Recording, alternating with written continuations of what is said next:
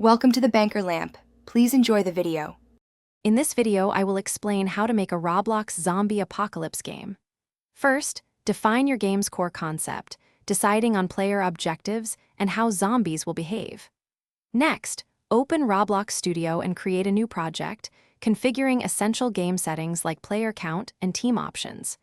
Then, begin designing your initial map, strategically placing obstacles and potential safe zones. Consider a map size of around 500 by 500 studs to start, allowing for both open areas and tight corridors. This foundational planning is crucial for a successful and engaging experience.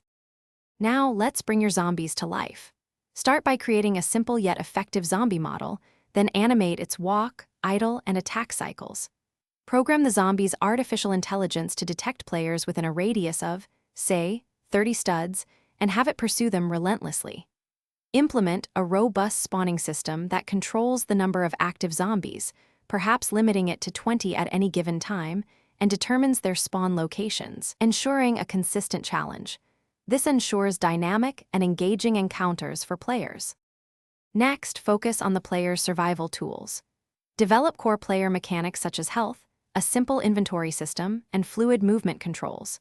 Design and script a variety of weapons, including a basic melee weapon like a baseball bat and a ranged option such as a pistol, each with distinct damage values.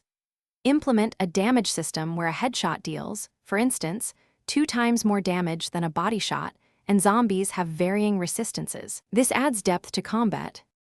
Finally, it's time to refine your game and plan for the future. Thoroughly test all mechanics, from zombie pathfinding to weapon accuracy, to identify and resolve any bugs. Enhance immersion by adding atmospheric sound effects, a suspenseful background music track, and clear visual cues for damage or item pickups. Consider planning future updates, such as introducing new maps, unique zombie types, or additional weapon tiers, to keep players engaged for months or even years to come. Continuous improvement is key.